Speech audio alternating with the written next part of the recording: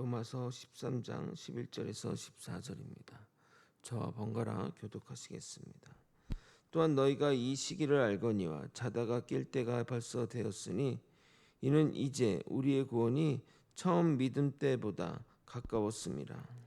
밤이 깊고 낮이 가까웠으니 그러므로 우리가 어둠의 일을 벗고 빛의 갑옷을 입자. 낮에와 같이 단정히 행하고 방탕하거나 술 취하지 말며 음란하거나 호색하지 말며 다투거나 시기하지 말고 오직 오직 주 주 예수 예수 그리스도로 그리스도로 옷 옷을 입고 입고 정욕을 정욕을 위하여 위하여 육신의 일을 일을 도모하지 도모하지 말라. 말라. 아멘. 지난 설교를 먼저 정리하도록 하겠습니다. 로마서 13장 8절부터 10절은 사랑과 율법이 서로 대립되는 것이 아니라 참된 사랑이야말로 율법의 완성임을 보여주고 있습니다. 사도 바울은 성도에게 사랑의 빛 외에는 아무 빛도 지지 말라고 권면했는데, 이는 단순히 경제적 채무를 금하라는 의미보단 하나님께 받은 은혜의 사랑을 서로에게 계속 흘려보내라는 뜻에 더 가깝습니다. 우리는 죄인 되었을 때 그리스도의 십자가 사랑을 받은 자들이기 때문에 평생 사랑의 빛을 지고 살아가는 존재이며, 그 사랑은 인간의 선함이 아니라 성령께서 거듭난 자 안에서 역사하시는 것입니다. 또한 사랑은 단순한 감정이 아니라 실제 삶의 순종으로 드러나는데, 간음, 살인, 도둑질, 탐심을 금하는 계명들이 결국 이웃사랑 안에 포함되는 이유도 사랑이 상대를 해치지 않고 유익하게 하기 때문입니다. 따라서 율법은 사랑의 반대가 아니라 사랑의 방향을 제시하는 역할을 하며, 성도는 억지 의무감이 아니라 하나님을 사랑하기 때문에 순종하게 됩니다. 그러나 인간은 죄성 때문에 자기 중심적 사랑에 머물 수밖에 없으므로 참된 자기 희생적 사랑은 오직 예수 그리스도의 십자가 안에서 완전하게 나타났습니다. 그러므로 성도의 사랑은 단순한 친절이 아니라 손해를 감수하고 오래 참으며 용서하며 섬기는 삶으로 드러나야 하는 것이고, 이것이 복음 안에서 율법을 이루는 삶인 것입니다. 오늘 본문은 사도 바울이 로마 교회 성도들에게 종말론적 긴장 속에서 성도는 어떻게 살아야 하는가를 권면하는 말씀입니다. 앞선 13장 8절부터 10절에서 바울은 사랑으로 율법을 완성하라고 말한 뒤 이제 그 사랑의 삶을 살아야 하는 이유를 설명하고 있습니다. 그 이유는 구원의 날이 가까웠기 때문입니다. 종말의 때를 사는 우리도 서로 사랑함으로써 주님이 원하시는 그 사랑 안에 거는 자들이 다 되시길 예수 그리스도 이름으로 소원합니다.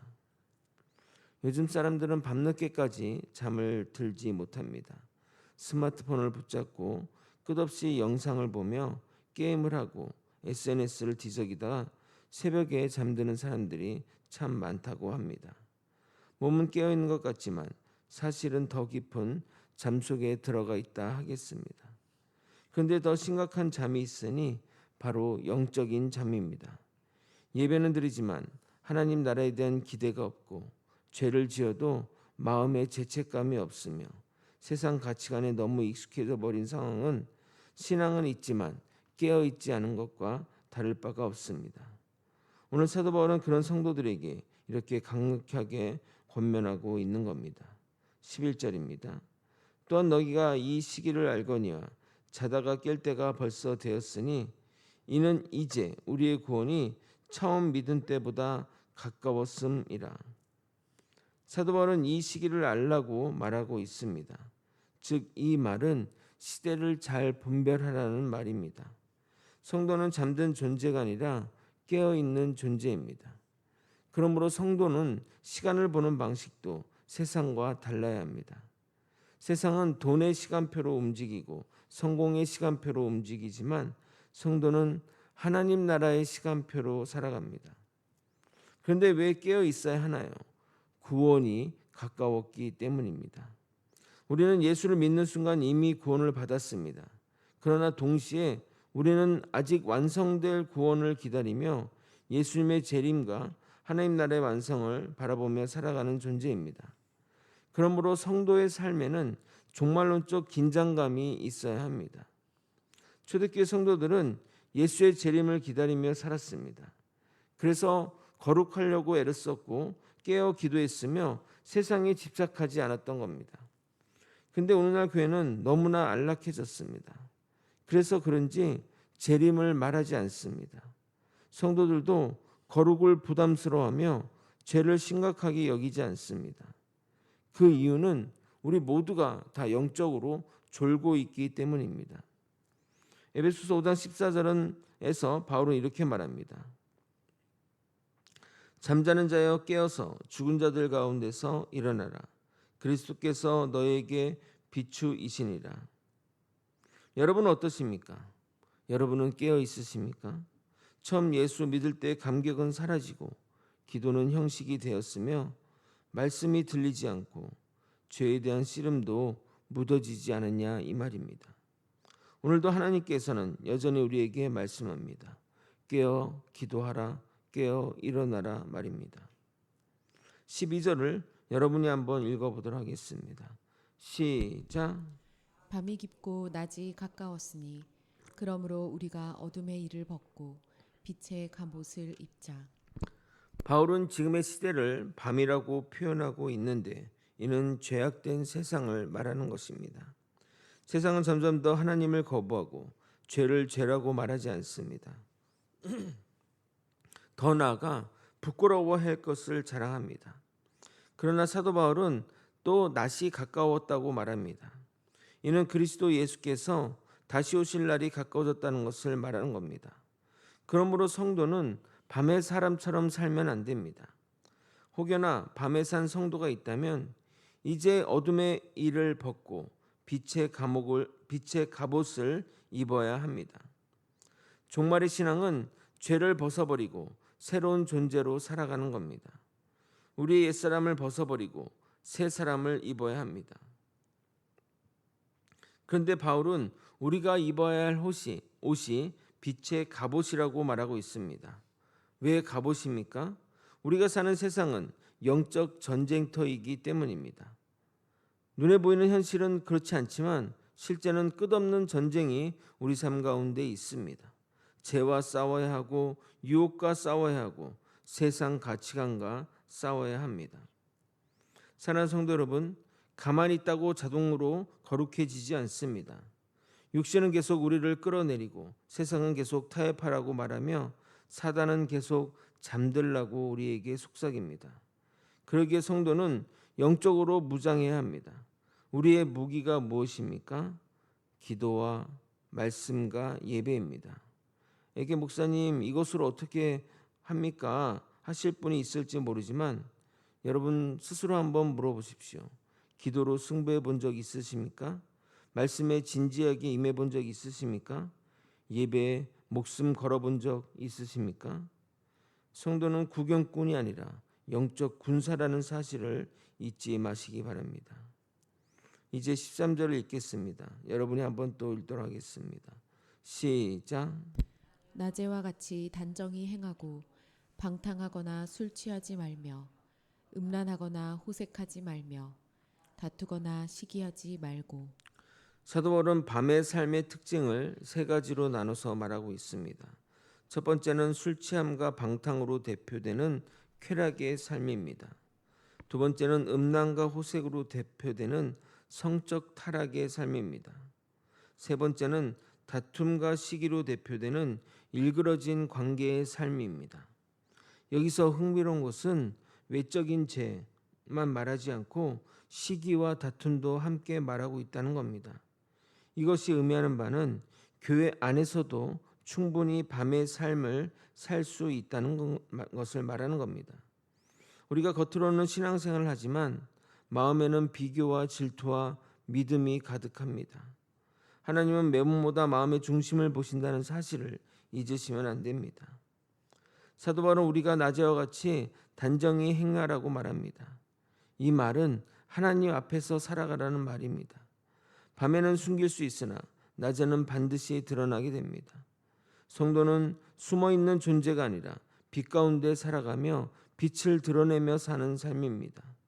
또한 예수님은 마태복음 5장에서 우리에게 너희는 세상의 빛이라고 말씀하고 있습니다. 교회의 빛이 아니라 세상의 빛이라고 말입니다. 여러분, 빛을 숨길 수 있습니까? 빛은 숨을 수도 없고 반드시 드러납니다. 마찬가지로 세상은 우리의 빛된 모습을 보고 하나님을 판단합니다. 그러므로 우리의 삶은 복음의 증거가 되어야 합니다. 이제 마지막 14절이 이 말씀이 오늘 본문의 결론입니다. 함께 읽겠습니다. 시작. 오직 주 예수 그리스도로 옷 입고 정욕을 위하여 육신의 일을 도모하지 말라. 기독교는 단순한 윤리의 종교가 아닙니다. 착하게 살아라, 죄짓지 말아라, 여기서 끝나지 않습니다. 복음의 핵심은 예수 그리스도이시니 예수 그리스도의 옷을 입어야 합니다. 갈라디아서 3장 27절 이렇게 말합니다.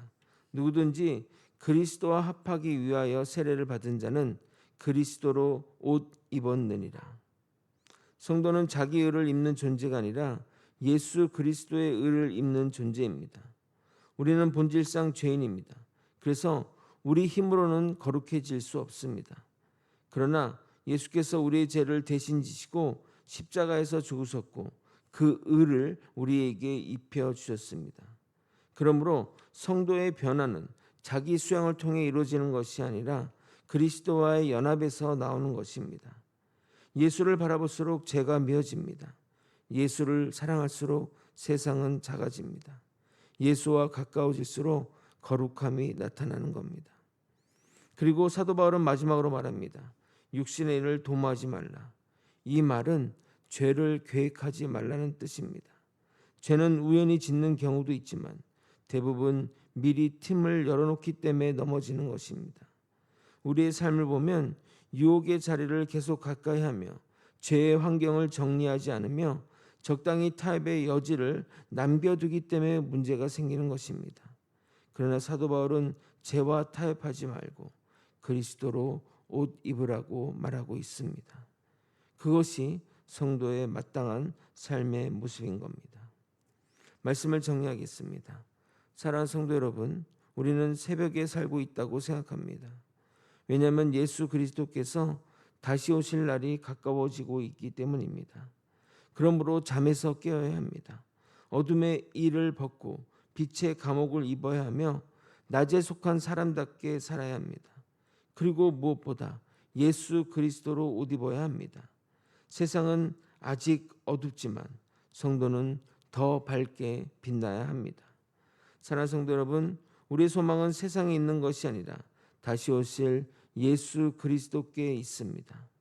그날까지 깨어 믿음을 지키며 빛의 자녀답게 살아가는 모든 성도님이 다 되시기를 예수 그리스도 이름으로 축원드립니다. 기도하시겠습니다. 하나님 아버지, 세상은 죄악으로 물들어 있고 타락해 있지만 우리는 주님을 바라보며 빛의 자녀로 살아갈 수 있도록 이끌어 주시옵소서. 아버지, 우리의 삶의 궁극적인 소원은 예수 그리스도입니다. 예수 그리스도의 옷을 입고 예수 그리스도와 동행하며 예수 그리스도처럼 거룩한 삶으로 살아갈 수 있도록 인도하여 주시옵소서. 이 모든 말씀 우리 주 되신 예수 그리스도 이름으로 기도드리옵나이다. 아멘.